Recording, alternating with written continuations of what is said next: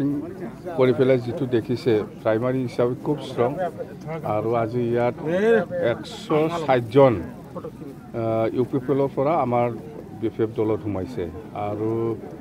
মই গুমাত আজি লৈ পেলাই 2 দিন হ'ব যোৱা পৰহিও মই মিটিং কৰিছোঁ মুঠতে গুমা সমষ্টি হিচাপে খুব ভাল আৰু আমি জিকিম বিপিএফ কথা সেইটো আৰু যি যেনেকুৱা ধৰণত ওলাই আহিছে আদিবাসী আৰু বড়োসকলে এইটোতো খুব ভাল চিম্বল বুলি ক'ব পাৰোঁ আমি ইউপিপিএল দল নাথাকিব এই 31 তাৰিখ মাৰ্চত পিছত আপোনালোকে চাওক ইউপিপিএল দলৰ পৰা কিমান নেতা কৰ্মী আমাৰ দলত সোমায় 31 তাৰিখলৈকে ৰৈ আছোঁ আৰু ইউজি প্ৰময় কি কৈছে মই শুনা নাই মুঠতে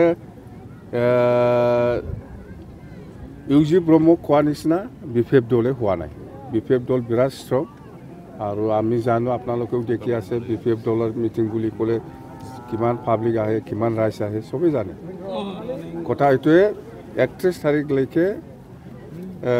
বাট চাই থাকক ইউপিপিএলৰ বহুত নেতা কৰ্মীয়ে আমাৰ দলত সোমাব বাছ আৰু আমি এনে কিবা প্ৰমোদ বড়োৰ নিচিনা যাহা প্ৰচাৰ কৰা নাই চৰকাৰ অহাৰ পিছত বিপিএফ দল হিচাপে কি কাম কৰিব এইবিলাক কথাটোহে মই প্ৰচাৰ কৰি আছোঁ কথা সেইটোৱে ইউজি ব্ৰহ্মক কোৱা কথাটো মিছা খামবাটো ৰিজেক্ট মাল এইটোতো ৰিজেক্ট মাল সি ঠিকিটো নাপায় সিও নাপায় এনে ফচি যাব চন্দন নিচিনা ফচি যাব চেল গঠন হ'ল ইয়াতে খুব ভালকে শক্তিশালীভাৱে গঠন হ'ল ইয়াতে বিভিন্ন বিষয় আলোচনা কৰা হৈছে বিশেষকৈ আদিবাসী আৰু সান্থালী একেলগে মিলি যি 6 জনজাতিকৰণ আৰু বিটিচিত কোচ ৰাজবংশী আৰু আদিবাসীসকলক জনজাতিকৰণৰ বিষয় আছিল ইয়াতে আমি এই বিষয়টো উত্থাপন কৰিছোঁ কিদৰে বিগত যি বিপিএফ দলৰ চৰকাৰ আছিল হাগ্ৰামাম মহিলাৰী ডাঙৰীয়াই আদিবাসী আৰু কোচ ৰাজবংশীসকলক জনজাতিকৰণ কৰিব লাগে বুলি এনঅচি কেন্দ্ৰীয় চৰকাৰ আৰু ৰাজ্য চৰকাৰক প্ৰদান কৰিছিল আৰু দল হিচাপে আমাৰ পিএমবি আৰু চিডব্লিউচিত এইটো সমৰ্থন আগবঢ়োৱা হৈছে যে কোচ ৰাজবংশী আৰু আদিবাসীসকলক ইনক্লুডিং সান্থালীসকলক জনজাতিকৰণৰ যি জনজাতি হিচাপে মৰ্যাদা প্ৰদান কৰিব লাগে বুলি আমাৰ সমৰ্থন আছে কিন্তু প্ৰমোদ বড়ো ডাঙৰীয়াই স্পষ্টভাৱে কৈছিল যে জনজাতিকৰণত কোচ ৰাজবংশী আৰু আদিবাসীসকলক সান্থালীসকলক জনজাতি প্ৰদান কৰিব নালাগে বুলি তেওঁ দাবী উত্থাপন কৰিছিল আৰু আজিৰ তাৰিখত তেওঁৰ স্থিতি হেয়াই গতিকে প্ৰমোদ বড়ো ডাঙৰীয়াই এহাতে আদিবাসীসকলৰ বিৰুদ্ধে আছে আৰু বিপিএফ দল আৰু হাগ্ৰামা মহিলাৰী ডাঙৰীয়া আদিবাসীসকলৰ সমৰ্থনত আছে আৰু এটা মই প্ৰমাণ আপোনালোকক দিব খোজো 2020 চনত যিটো নিৰ্বাচন হৈছিল এইটো আপোনালোকে নিশ্চিতভাৱে দেখাব 2020 চনত যিটো নিৰ্বাচন হৈছিল প্ৰমোদ বড়ো ডাঙৰীয়াই ইউপিপিএল দলে যি 40টা সমষ্টি আছে এই 40টা সমষ্টিৰ পৰা এজনো আদিবাসী প্ৰাৰ্থীক কেণ্ডিডেট হিচাপে দিয়া নাছিল 2020 চনত যি দুটা সমষ্টি অতি ইম্পৰ্টেণ্ট সমষ্টি আদিবাসীসকলৰ বাবে ননৈ চেৰফাং আৰু পাঁচনৈ চেৰফাং য'ৰ পৰা বিপিএফ দলৰ এমচিএলএ হৈছিল পাঁচনৈ চেৰফাং সমষ্টিৰ পৰা বিপিএফ দলৰ ইএম হৈছিল কিন্তু ইউপিপিএল দলে এই দুইটা সমষ্টিৰ পৰাও আদিবাসী প্ৰাৰ্থীক প্ৰাৰ্থিত্ব প্ৰদান কৰা নাছিল তো ইউপিপিএল দলৰ চৰিত্ৰ এইটো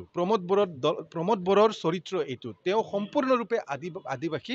বিৰোধী তেওঁ জনজাতিকৰণ হোৱাটো তেওঁ নিবিচাৰে আজি 5 বছৰ হৈ গ'ল এতিয়া প্ৰমোদ বড়ো ডাঙৰীয়াই মিডিয়াৰ আগত আহি তেওঁৰ হয় মাত মাতা কোনো মানুহ নাই যি দুই এজনে মাতে তেওঁলোকৰ গ্ৰহণযোগ্যতা নাই গতিকে প্ৰমোদ বড়ো ডাঙৰীয়াই ডিস্টাৰ্ব হৈছে নেকি অলপ কাটি গতিকে প্ৰমোদ বড়ো ডাঙৰীয়াই আজি তেওঁ মাত মাতিব নোৱাৰে তেওঁৰ লগত কোনো সংগ নাই তেওঁ আহি হাঁহি মাৰে তেওঁ হাঁহিতে তেওঁৰ বিফলতা সম্পূৰ্ণৰূপে প্ৰদৰ্শিত হয় যোৱা 5 বছৰত তেওঁ কি কাম কৰিলে তেওঁ না হিচাপ দিব পাৰিব না তেওঁ যিটো চুক্তি হ'ল বিটিআৰ এগ্ৰিমেণ্টত কি দফা সফলভাৱে সমাপন কৰা হ'ল তাৰ হিচাপ দিব পাৰিব তেওঁ আজিৰ তাৰিখত একো হিচাপ দিব নোৱাৰে ক'ত গ'ল ছুইজাৰলেণ্ড বনোৱাৰ কথা ক'ত গ'ল ঘৰে ঘৰে চাকৰি দিয়াৰ কথা ক'ত গ'ল মহিলা আত্মসহায়ক গোটক 75,000 কে টকা দিয়াৰ কথা ক'ত গ'ল আপোনাৰ ৰাস্তা ঘাট দলং উন্নয়নৰ কথা তেওঁ এটা কাম কৰিব নোৱাৰিলে কলেজ প্ৰভিন্সিয়েলাইজ কৰিব নোৱাৰিলে আজি চাওক তেওঁ খালি চাকৰিৰ এডভাৰটাইজ দিয়ে কেইদিনমান আগত এটা চাকৰিৰ এডভাৰটাইজ দিছিল 4th গ্ৰেড আৰু 3rd গ্ৰেডৰ অফলাইন দৰখাস্ত তেওঁলোকে লৈছিল আজিৰ তাৰিখত হেয়া চাকৰি তেওঁলোকে দিব পৰা নাই শুনিছো তেওঁলোকে বোলে এনেকৈ চাকৰি দিব চাকৰিবিলাক অলৰেডি বিক্ৰী হৈ গ'ল বুলি শুনিছো প্ৰমোদ বড়ো ডাঙৰীয়াক মই সকিয়াই দিব খোজো তেওঁ যদি কোনো ধৰণৰ ট্ৰেন্সপাৰেন্সি নাৰাখাকে সেই 3rd গ্ৰেড আৰু 4th গ্ৰেডৰ চাকৰি দিয়ে এটা চাকৰি আমি খাম যদি দুৰ্নীতি কৰি ঘুষ খায় এই 3rd গ্ৰেড আৰু 4th গ্ৰেডৰ চাকৰি দিয়ে এটা চাকৰি আমি খাম আৰু যি এই ৰিচেণ্ট এডভাৰটাইজমেণ্ট ওলাইছে 420টা এই ইয়াৰো যি এপ্লিকেশ্যন এই এপ্লিকেশ্যনহে এতিয়া তেনেকে কিমানকেইটা এপ্লিকেশ্যন তেওঁ অলৰেডি লৈছে কিন্তু এটাও এপইণ্টমেণ্ট দিব পৰা নাই কেনেকৈ এপইণ্টমেণ্ট দিব কাৰণ BTCৰ ফাইনেন্সিয়েল ষ্টেটাছ একদম শেষ কৰি দিছে প্ৰমোদ বড়ো ডাঙৰীয়াই আজিৰ তাৰিখত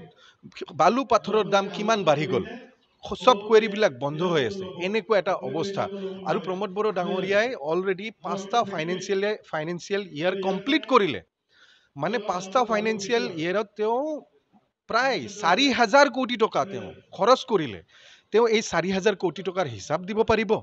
কি কাম কৰিলে 4,000 কোটি টকাত তেওঁৰ পকেটত কিমান টকা সোমাল ইয়াৰ হিচাপ দিব লাগিব তেওঁ সব হিচাপ দিব লাগিব পাত এই 5 বছৰত যি 4,000 কোটিতকৈ বেছি প্ৰমোদ বড়ো ডাঙৰীয়া খৰচ কৰিলে ইয়াৰ হিচাপ দিব লাগিব 5টা বছৰ শেষ হ'ল এতিয়া যি পইচা আহিব এইটো 6 নম্বৰ ফাইনেন্সিয়েল ইয়াৰৰ টকা 6 নম্বৰ ফাইনেন্সিয়েল ইয়াৰৰ বাজেট এই বাজেটত প্ৰমোদ বড়ো ডাঙৰীয়াই গণতান্ত্ৰিক পদ্ধতি মতে হাত দিব নোৱাৰে এই পইচাত তেওঁ কাকো কাম দিব নোৱাৰে তেওঁ এটা ফাইল সাইন কৰিব নোৱাৰে এই আৰু 6 দিন আছে 6 দিনৰ ভিতৰত মাৰ্চ এন্ডিং হ'ব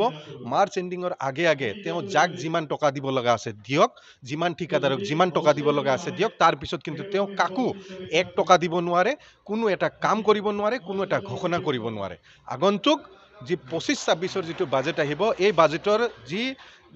যাৰ হাতত ক্ষমতা থাকিব হেতু হল পৰৱৰ্তী চৰকাৰ আৰু পৰৱৰ্তী চৰকাৰ BPF দলৰ হ'ব আৰু আমি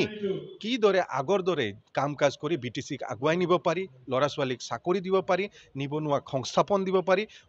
মহিলাসকলক সবলীকৰণ কৰিব পাৰি তাৰ হৈ আমি কাম কৰিম